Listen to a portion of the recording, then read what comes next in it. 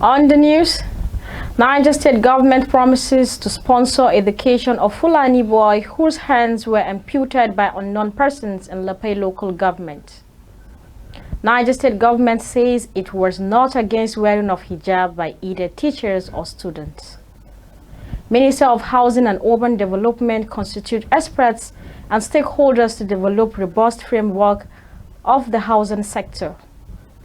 Hello viewers, and thanks for joining us on Lina TV News. My name is Aisha Gambo Azumi.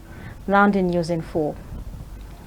Niger State government has assured the parents of the amputed Fulani boy of the government's readiness to sponsor his education after he recovered, in compensation to the atrocities inflicted on him. Commissioner for Nomadic and Pastoral Affairs, Niger State Alhaji Umar Ahmed Rabieh gave the assurance when he paid a sympathized visit to the boy at the General Hospital Lapai. Umar Rabieh commiserated with the boy and his parents over the unfortunate incident, describing it as inhuman and barbaric. It could be recalled that the boy, after he was declared missing for 24 hours, was later found motionless in pains as his alleged perpetrators dumped him in a thorny area thinking that he was dead. According to the boy, he could not remember nor recognize in physical the people that ruined his life for no reason. The commissioner, in company of his permanent secretary, was emotional upon seeing the condition of the boy. He therefore pacified and calmed his parents down, appealing to them to see it as faith from the Almighty Allah and seek for its reward. The commissioner had vowed that the culprits will reap what they sow once identified and apprehended. He directed for the transfer of the patient to IBB Specialist Hospital, Mina, the state capital, for proper medication.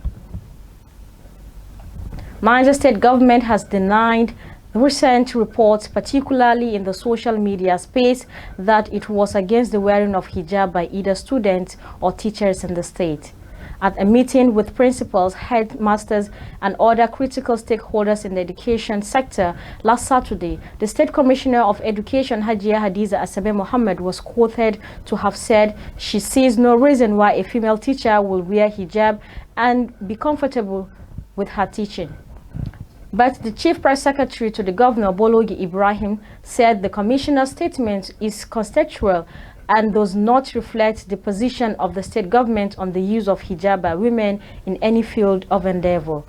Bologi Ibrahim disclosed that the Commissioner's meeting with the principals, headmasters, and other stakeholders was organized to sensitize them on the strategic plans of the Baguled administration to boost education, as well as impending screening and competency tests for the teachers in the state.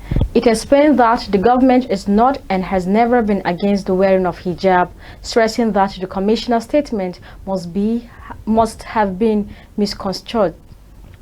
The statement added that the wearing of hijab is a religious obligation and that the Supreme Court had in June last year ruled that the Constitution allows Muslim students, by implication teachers, to wear hijab. According to the statement, Niger State is a law-abiding state. Since the Nigerian Constitution allowed Muslim students and teachers to wear hijab, the state government has the responsibility to ensure that the rights of the citizens are protected. The Chief Press Secretary also confirmed that the Commissioner has since disowned the story banning the use of long hijab in public schools, stressing that it was the unfortunate handwork of mischievous makers. He noted that the Commissioner, as a Muslim, was not unaware of the importance of hijab and could not have been an impediment to its use. He urged Nigerians to disregard the said media report in circulation, stressing that it was just a calculated attempt targeted to discredit the commissioner as an individual and rubbish the government of Umaru Bago administration. Moving ahead, Minister of Solid Minerals Development Dele Alake has praised the decision of investors from the Republic of Mexico to visit Nigeria in search of investment in solid minerals. The statement signed by the Special Assistant to the Minister on Media, Segun Tomori Alake, said the administration of President Bola Ahmed Tinubu has put in place incentive to ease business for investors in the industry. Tomori noted that investors in the mining industry are expected to sign the community development agreement with the communities in the mining area to ensure that the socio-economic development of the region benefits the people. Minister for Housing and Urban Development, Ahmed Ngiwa, has constituted a housing reform team for experts and stakeholders to develop a robust framework of housing sector and ensure that housing agencies under the supervision of the ministry are enhanced to provide affordable homes for Nigerians. The minister made a disclosure during a meeting with a delegation from the Housing Development Advocacy Network led by Ogochukwu Obiora Chime at the ministry headquarters in Abuja. He explained that the reform team would be made up of representatives of HDAN agencies, professional bodies, as well as academia to develop a robust framework for the reform of the housing sector by thoroughly reviewing relevant laws.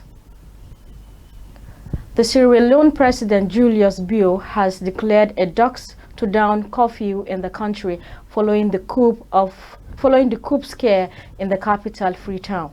Minister of Information and Civic Education Chioma Ba, in a statement, said some unknown persons attempted to break into the military armory at Wilberforce Barracks, but were repelled by security forces.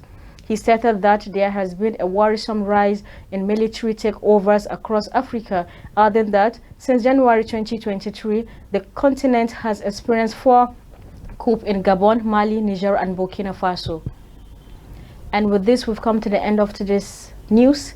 Do well to join us on all our social media platforms at Lina TV 247 or visit our website on www.linatv.com.ng. Do have a lovely day.